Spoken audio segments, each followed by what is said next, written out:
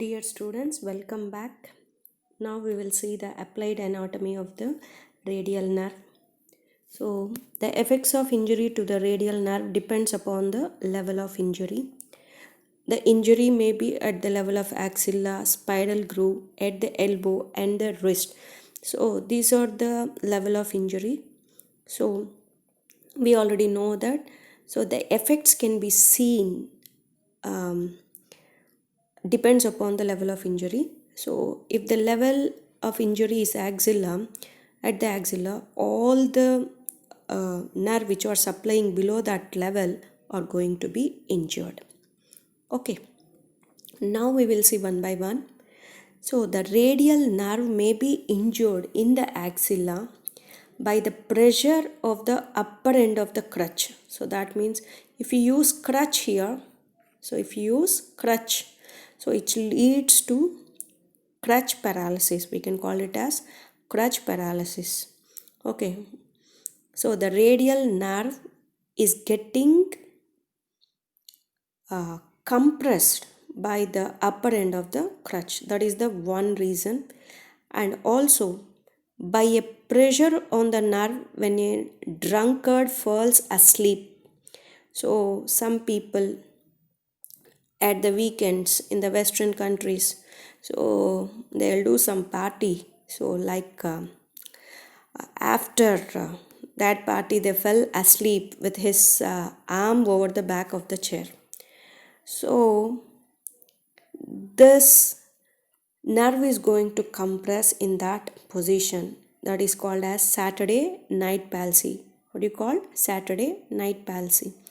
Or any fractures. So any fractures and also dislocations, fractures and dislocations of the upper end of the humerus or downward dislocations, upper end of fractures and downward dislocations of the shoulder leads to the injury of radial nerve in the axilla. Okay, what is the clinical picture seen in such cases? As there is a loss of extension at the elbow joint due to the paralysis of the triceps, because it is giving branch to the triceps at the level of axilla when it is entering into the arm.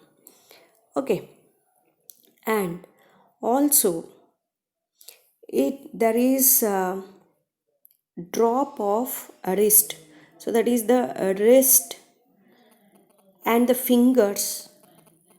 The wrist due to the paralysis of extensors of the wrist, and due to the paralysis of extensor digitorum, extensor indicis and extensor digiti minimi.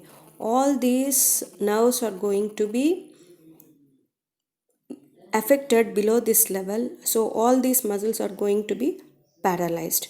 One is there is a loss of extension at the elbow due to the paralysis of the triceps, and also loss of wrist extension also and loss of finger extension also because of the paralysis of extensors of the wrist, and also the paralysis of extensor digitorum, extensor indicis and extensor digiti minimi. And another clinical feature is the wrist drop occurs due to the unopposed action of the flexor muscles of the wrist. An attempt to extend the fingers results only in the extension of the middle and distal phalanges due to the action of the lumbricals and interossei, which act through the extensor expansions. And also supination is not possible in the extended position of the elbow, as this brachioradialis and the supinator muscles are paralyzed. But in flexed position of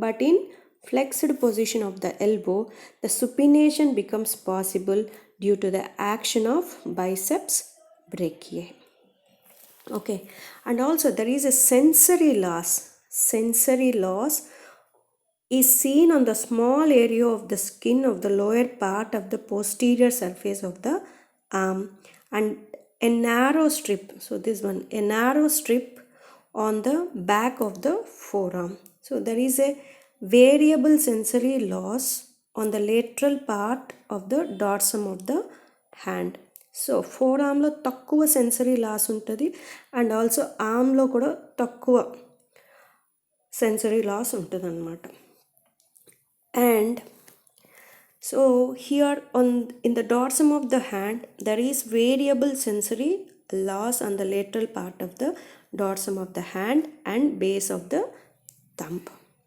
Okay, so these are the clinical feature seen when injury is at the axillary level. Okay, and radial nerve injuries in the spiral groove may be due to the fracture of the shaft of the humerus and also due to the involvement of the nerve in subsequent of the callus formation. So callus formation వల్ల కూడా fracture అయిన తర్వాత so that two bones are going to heal by the formation of callus. Okay, so that there may be an irregular formation of callus that will also compress the nerve in the spiral groove. Okay, due to the pressure on the back of the arm, due to the pressure on the back of the arm on the edge of the operation table in anesthetized unconscious patient. So this is another reason for the injury at the level of spiral groove.